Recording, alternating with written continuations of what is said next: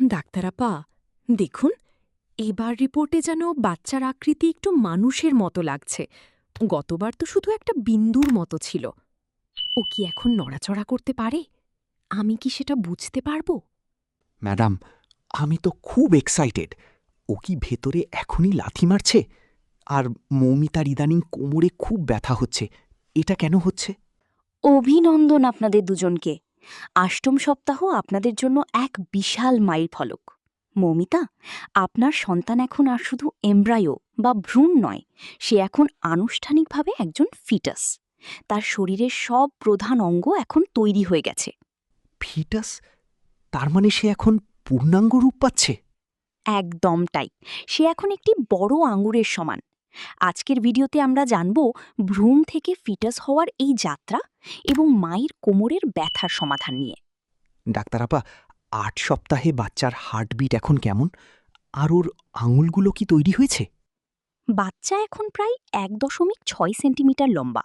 সবচেয়ে বিস্ময়কর হল ওর হৃৎপিণ্ড এখন ৪টি চেম্বারে বিভক্ত হয়ে গেছে এবং প্রতি মিনিটে প্রায় ১৫০ থেকে ১৭০ বার স্পন্দিত হচ্ছে। আর ওর হাত পায়ের আঙুলের মাঝখানের পাতলা পর্দাগুলো এখন চলে যাচ্ছে, আঙুলগুলো আলাদা হয়ে উঠছে। ও কি সত্যিই নড়াচড়া করছে? হ্যাঁ মৌমিতা, সে এখন হাত পা নাড়াতে শুরু করেছে, যাকে আমরা বলি কুইকেনিং। তবে ও এখন এতটাই ছোট যে আপনি এই নড়াচড়া আরও অনেক সপ্তাহ পর, প্রায় ১৮-২০ সপ্তাহে বুঝতে পারবেন। এমনকি ওর লেজের মতো অংশটি এখন প্রায় অদৃশ্য হয়ে গেছে। ডাক্তার আপা, আমার রাতে ঘুমাতে খুব কষ্ট হচ্ছে। বিশেষ করে কোমরের নিচ থেকে পায়ের দিকে একটা তীব্র ব্যথা হচ্ছে। এটা কি ভয়ের কিছু? একে আমরা বলি সায়াটিকা পেইন। আপনার জরায়ু এখন একটি বড় লেবুর সমান হয়ে গেছে, যা আপনার কোমরের স্নায়ুর উপর চাপ দিচ্ছে। ম্যাডাম, আমি কিভাবে ওকে সাহায্য করতে পারি? ও মাঝে মাঝে খুব আজে বাজে স্বপ্নও দেখে। যদি বাচ্চার কিছু হয়ে যায়, এই ভয়ে ও খুব অস্থির থাকে। রাহুল, প্রথম ট্রাইমেস্টারে এই দুশ্চিন্তা খুব স্বাভাবিক। রাহুল, মৌমিতা যখন শোবে ওর পায়ের নিচে একটি বালিশ দিয়ে দিন, আর ওর কোমরে হালকা হাতে মাসাজ করে দিতে পারেন। এতে ওর রক্ত সঞ্চালন ভালো হবে এবং ব্যথা কমবে। আর মৌমিতা, পজিটিভ ভাবুন, বই পড়ুন বা গান শুনুন। মনের শান্তি বাচ্চার জন্য সবচেয়ে বড় ওষুধ। বাচ্চার হাড় মজবুত করার জন্য এই সময় খাবারের তালিকায় কি রাখা উচিত?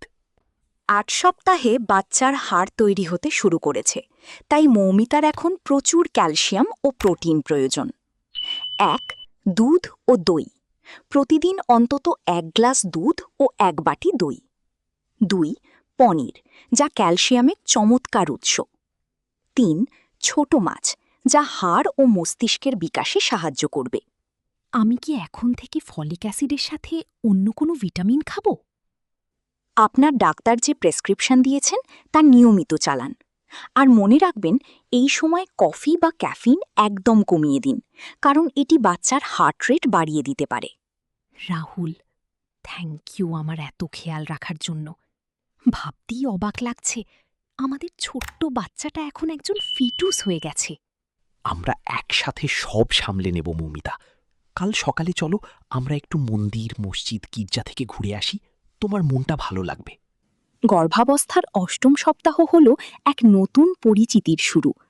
আপনার সন্তান এখন পূর্ণাঙ্গ মানুষের রূপ নিতে শুরু করেছে। নিজের উপর বিশ্বাস রাখুন। পরবর্তী পর্বে আমরা জানব ৯ম সপ্তাহ নিয়ে, যখন বাচ্চার চোখের পাতা আর কান আরও স্পষ্ট হবে।